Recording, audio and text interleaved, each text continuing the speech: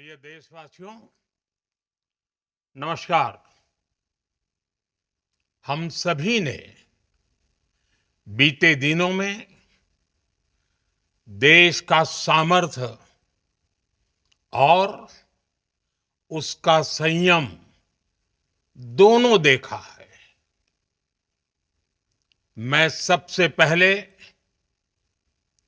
भारत की पराक्रमी सेनाओं को,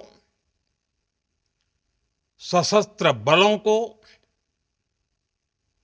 हमारी खुफिया एजेंसियों को, हमारे वैज्ञानिकों को,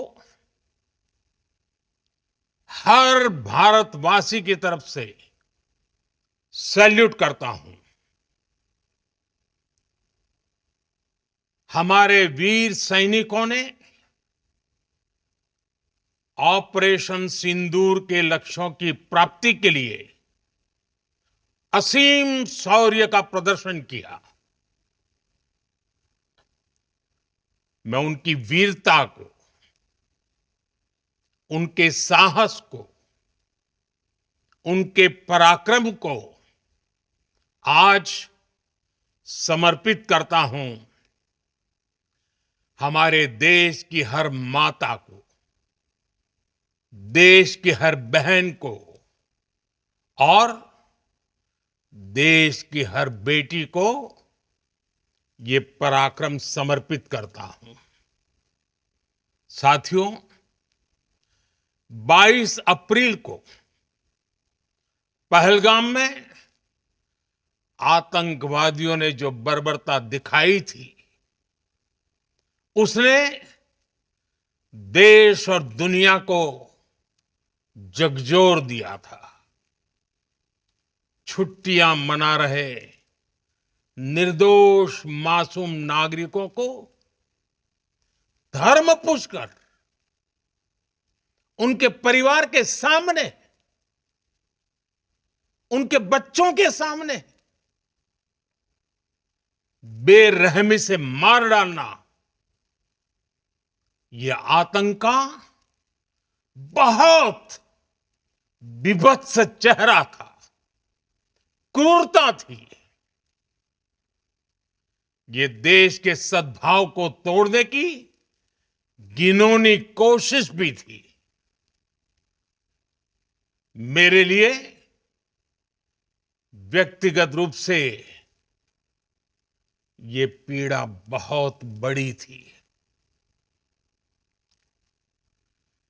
इस आतंकी हमले के बाद सारा राष्ट्र, हर नागरिक, हर समाज, हर वर्ग, हर राजनीतिक दल एक स्वर में आतंक के खिलाफ कड़ी कार्रवाई के लिए उठ खड़ा हुआ।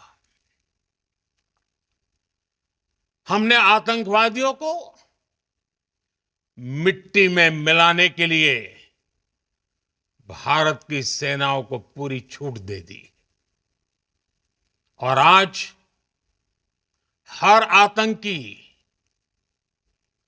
आतंक का हर संगठन जान चुका है कि हमारी बहनों बेटियों के माथे से सिंदूर हटाने का अंजाम क्या होता है। साथियों, ऑपरेशन सिंदूर ये सिर्फ नाम नहीं है, ये देश के कोटि कोटि लोगों की भावनाओं का प्रतिबिंब है। ऑपरेशन सिंदूर न्याय की अखंड प्रतिज्ञा है।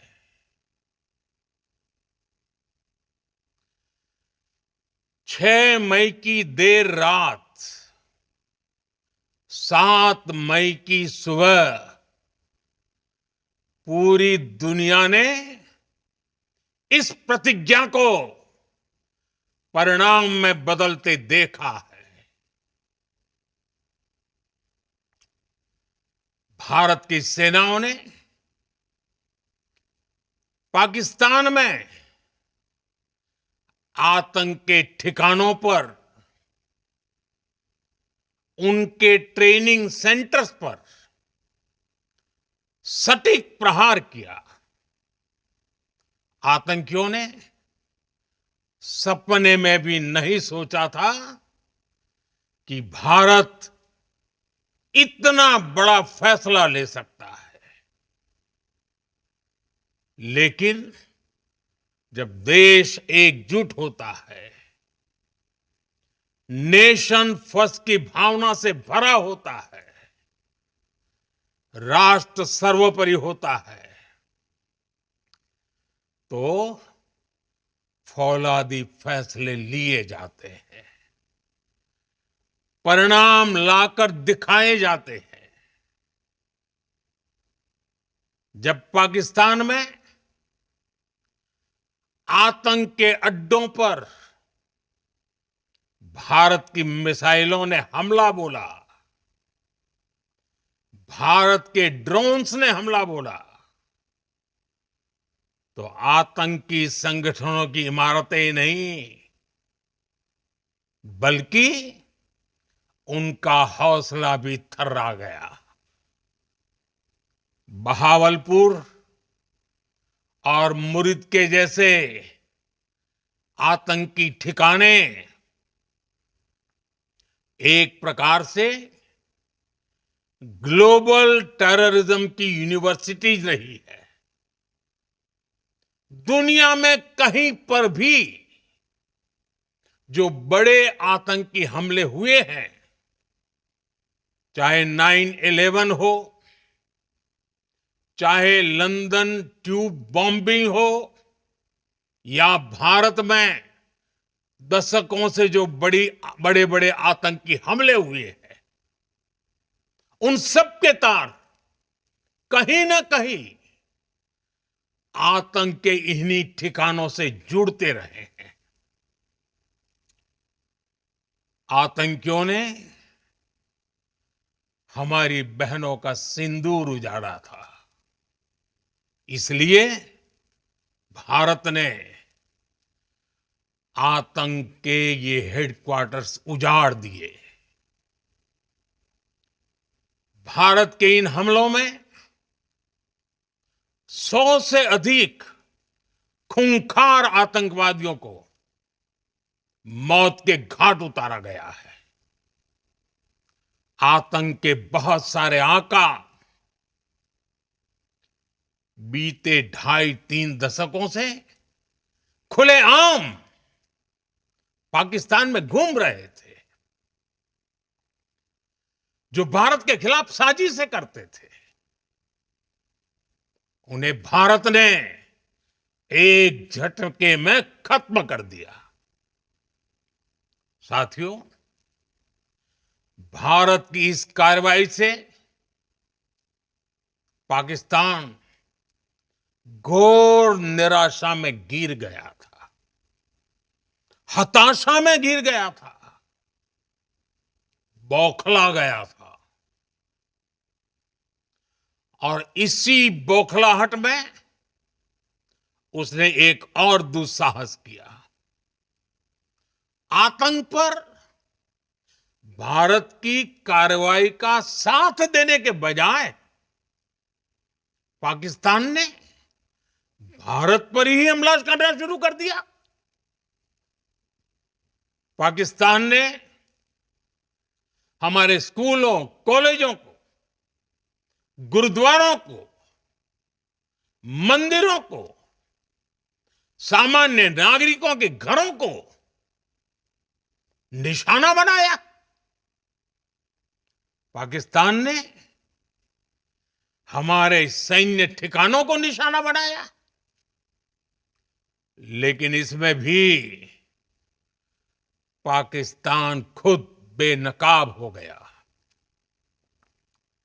दुनिया ने देखा कि कैसे पाकिस्तान के ड्रोन्स, पाकिस्तान की मिसाइलें भारत के सामने तिनके की तरह बिखर गई। भारत के सशक्त एयर डिफेंस सिस्टम ने उन्हें आसमान में ही नष्ट कर दिया। पाकिस्तान की तैयारी सीमा पर वार की थी, लेकिन भारत ने पाकिस्तान के सीने पर वार कर दिया। भारत के ड्रोन्स, भारत की मिसाइलों ने सटीकता के साथ हमला किया।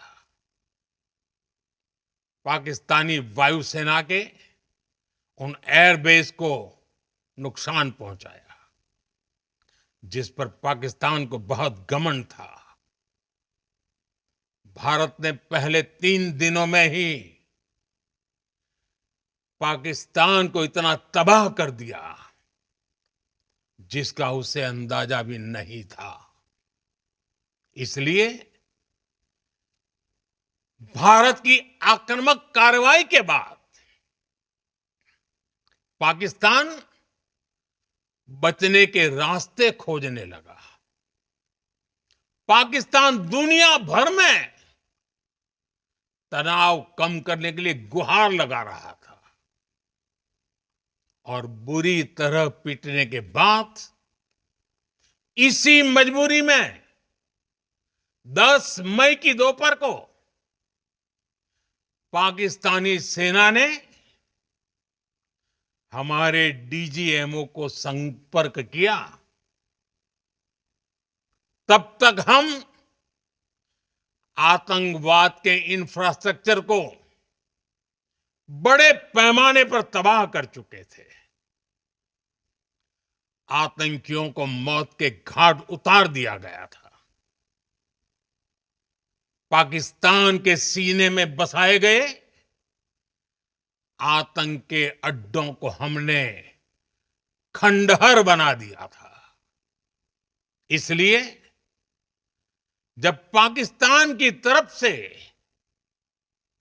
गुहार लगाई गई, पाकिस्तान की तरफ से जब ये कहा गया कि उसकी ओर से आगे कोई आतंकी गतिविधि और सैन्य दुस्साहस नहीं दिखाया जाएगा, तो भारत ने भी उस पर विचार किया। और मैं फिर दोहरा रहा हूं,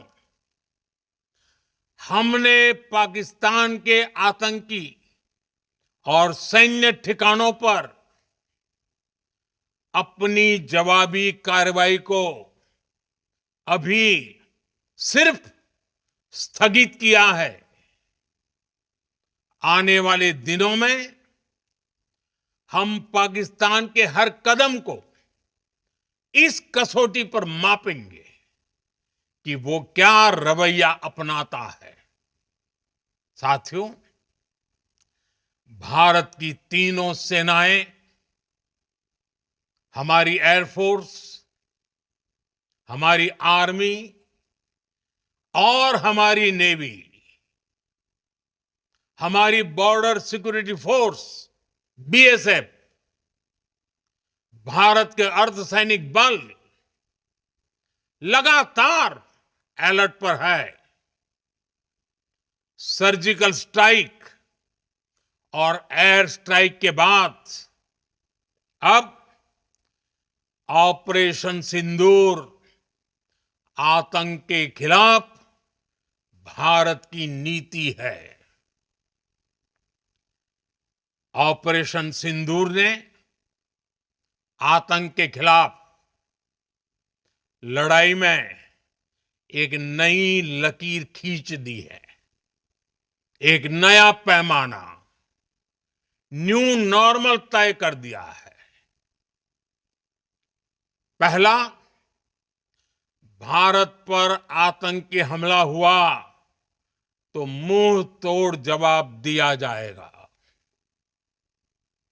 हम अपने तरीके से, अपनी शर्तों पर जवाब देकर रहेंगे। हर उस जगह जाकर कठोर कार्रवाई करेंगे जहां से आतंक की जड़ें निकलती हैं। दूसरा, कोई भी न्यूक्लियर ब्लैकमेल भारत नहीं सहेगा। न्यूक्लियर ब्लैकमेल की आड़ में पनप रहे आतंकी ठिकानों पर भारत सटीक और निर्णायक प्रहार करेगा। तीसरा, हम आतंक की सरपरस्त सरकार और आतंक के आकाओं को अलग अलग नहीं देखेंगे। ऑपरेशन सिंदूर के दौरान दुनिया ने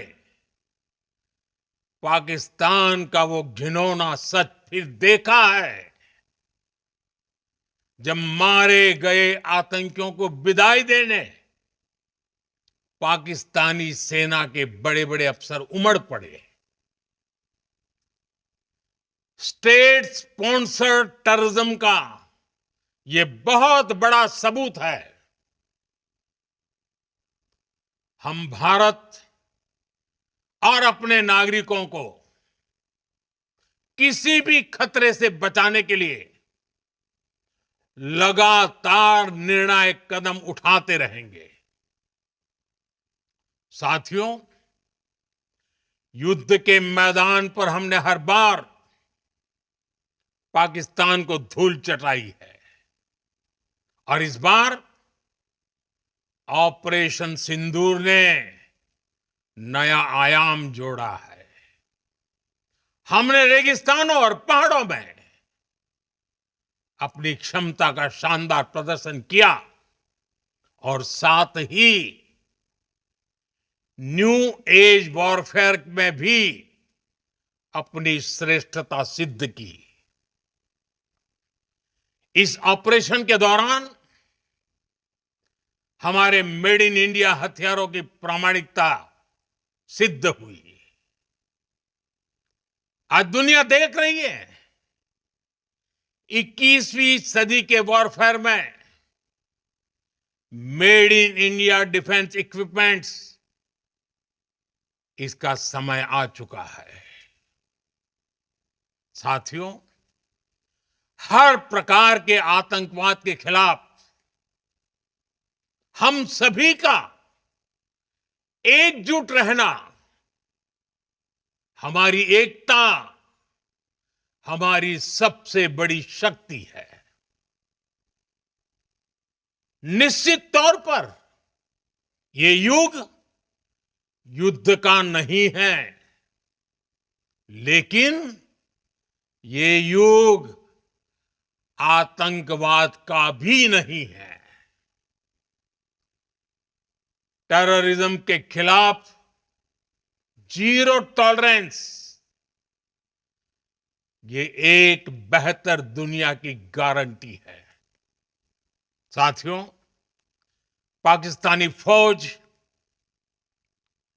पाकिस्तान की सरकार जिस तरह आतंकवाद को खाद पानी दे रहे हैं, वो एक दिन पाकिस्तान को ही समाप्त कर देगा।